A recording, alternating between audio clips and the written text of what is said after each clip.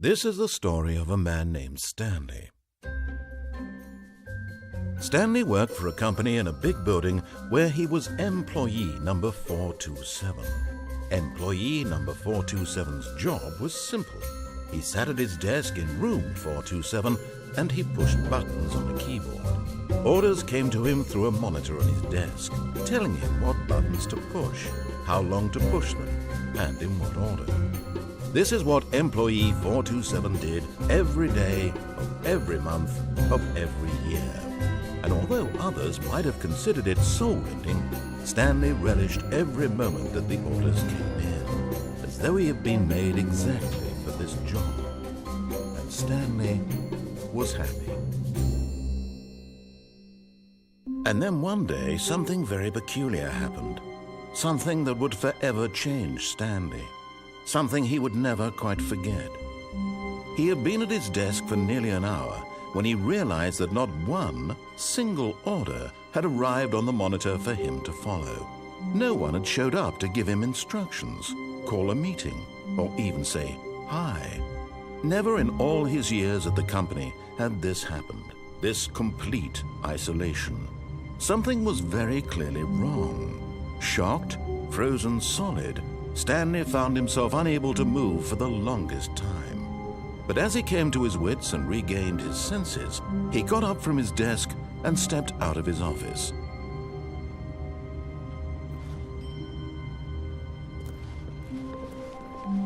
All of his co-workers were gone. What could it mean? Stanley decided to go to the meeting room. Perhaps he had simply missed a memo.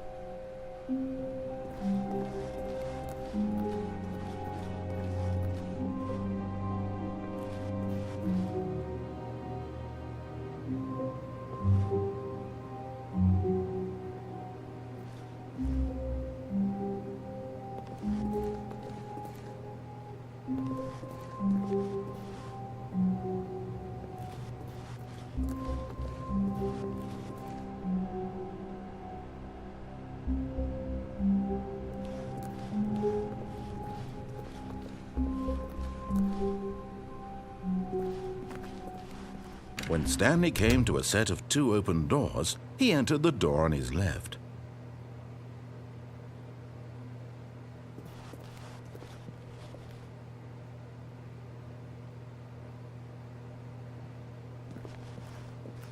This was not the correct way to the meeting room, and Stanley knew it perfectly well.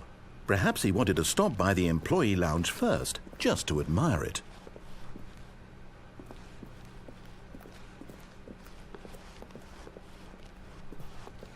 Wow, yes, this room.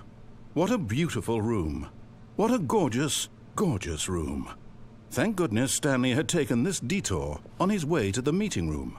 Life without having experienced this room was now too horrible even to consider.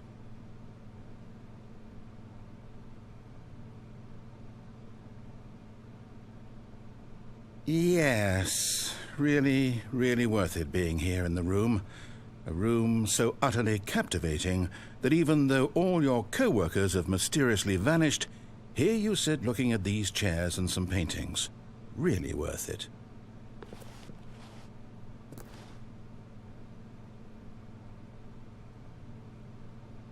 At this point, Stanley's obsession with this room bordered on creepy and reflected poorly on his overall personality. It's possible that this is why everyone left. But at last, he'd had enough of the amazing room and took the first open door on his left to get back to business.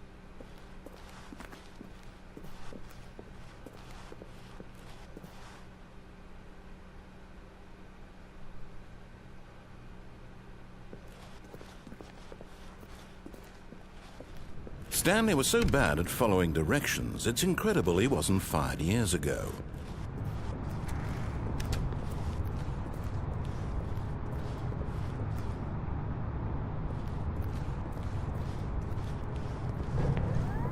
Look, Stanley, I think perhaps we've gotten off on the wrong foot here.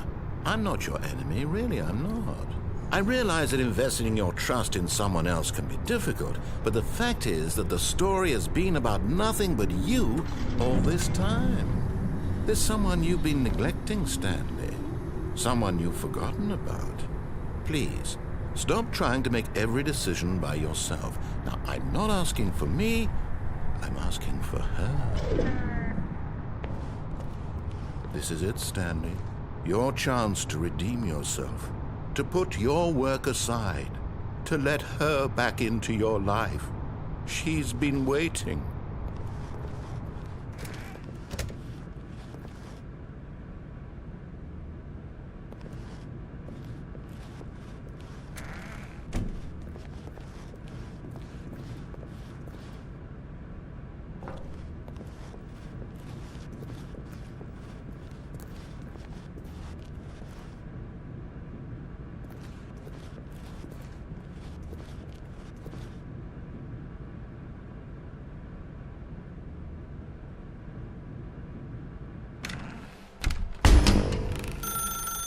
That's her, Stanley.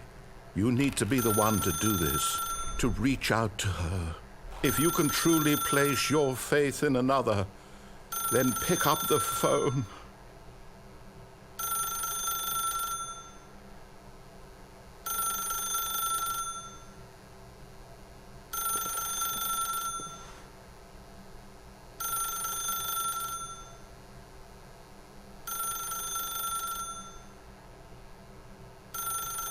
As Stanley picked up the phone, a white light engulfed him, filling him not just with radiance, but with hope. Hope for a life reunited one... Wait. Oh, goodness. Stanley, did you just unplug the phone? No, that wasn't supposed to be a choice. How did you do that? You actually chose incorrectly? I didn't even know that was possible. Let me double-check. No, it's definitely here, clear as day. Stanley picks up the phone. He's taken to his apartment where he finds his wife, and the two pledge themselves to one another. Music comes in, fade to white, roll credits. Not picking up the phone is actually somehow an incorrect course of action. How is that even possible? None of these decisions were supposed to mean anything. I don't understand. How on earth are you making meaningful choices? What did you... Wait a second. Did I just see... No, that's not possible. I can't believe it. How had I not noticed it sooner? You're not Stanley. You're a real person. I can't believe I was so mistaken. This is why you've been able to make correct and incorrect choices. And to think I've been letting you run around in this game for so long. If you'd made any more wrong choices, you might have negated it entirely. It's as though you completely ignored even the most basic safety protocol for real-world decision-making. Or did you not grasp the severity of the situation? Well, I won't have that kind of risk on my watch. I'm going to stop the game for a moment so we can educate you properly on safe decision-making in the real world. Please observe this helpful instructional video. Choice. It's the best part of being a real person. But if used incorrectly, can also be the most dangerous. For example, in this scenario, a hypothetical real person named Stephen has a choice. He could spend years helping improve the quality of life for citizens of impoverished third world nations. Or he could systematically set fire to every orphan living in a 30-kilometer radius of his house. Which choice would you make? Remember that unlike here, the real world makes sense, and at no time should you make a choice that does not conform to rational logic. If you find yourself speaking with a person who does not make sense, in all likelihood, that person is not real. Allow the person to finish their thought, then provide an excuse why you cannot continue talking. Turn to a partner and practice saying, "My goodness, is it 4:30? I'm supposed to be having a back, sack, and crack."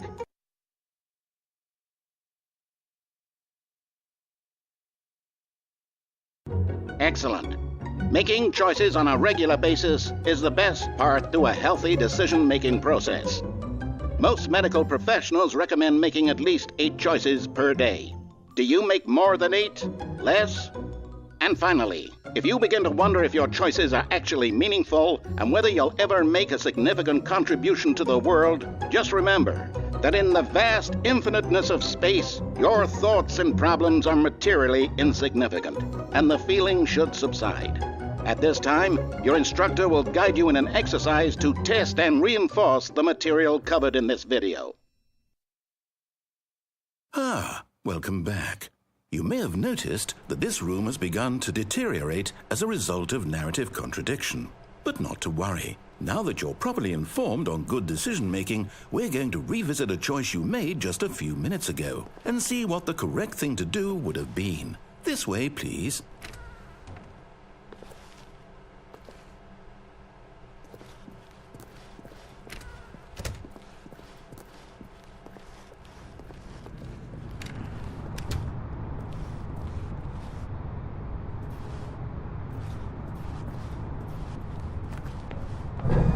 Now that we know your choices are meaningful, we can't have you jumping off the platform and dying.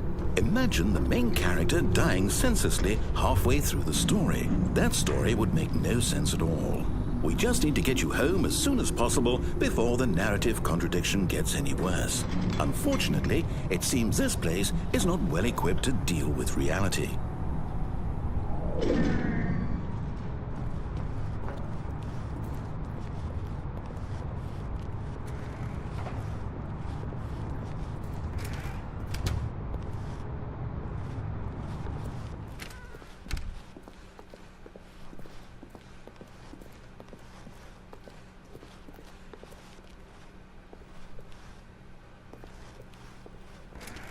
Almost there. You'll take the door on the left, back to the correct ending, the story will have resolution once again, and you'll be home free in the real world. Now remember, all you need to do is behave exactly as Stanley would. That means choosing responsibly and always putting the story first. I'm quite sure you'll be up to the task. Just follow my lead and you'll be fine. All right. When Stanley came to a set of 2 open doors, he entered the door on his left.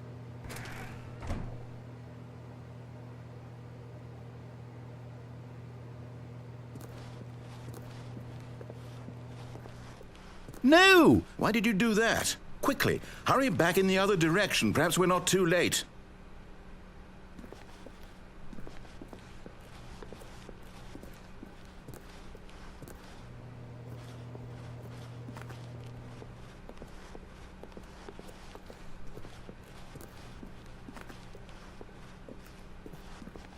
Oh, it's ruined. I can't believe, after everything we talked about, that my story, you've destroyed my work. Why? For what? What did you get out of that? What did you think was so special about seeing the game undone, left here like so much garbage? It's worthless now. And what am I supposed to do? Even if there were a way to continue, would it be worth it? To know that my story is now incorrect? How can I go back to that? I can't erase that knowledge. I'll have to live with it forever, reliving its impossibility forever. I couldn't live that way. Is it better to shut the game down entirely? To willingly destroy all of my work? I don't know. What's the answer? What do I do? What do I do? What do I... No, I have to. I have to shut the game down. I have to. I have to.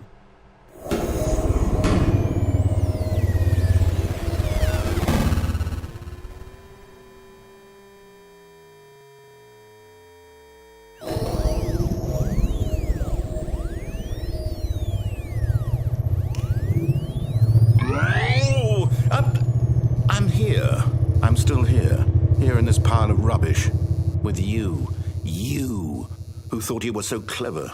Now look where we are. My entire game is destroyed. It was the only thing in the world that was mine, and you've run it into the ground. What, did you think that would be funny? You just had to see?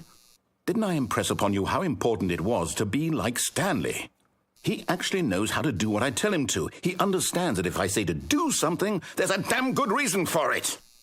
That thought hadn't even occurred to you, had it? That there's a world outside of you? You're a child. Oh, my story.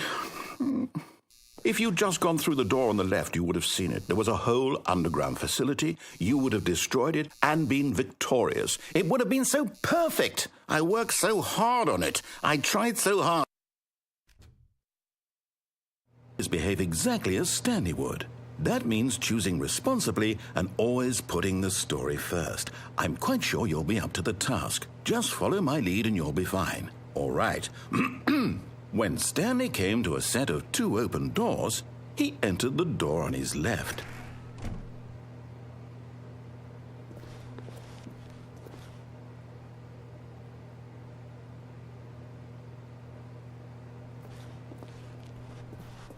No! Why did you do that? Quickly, hurry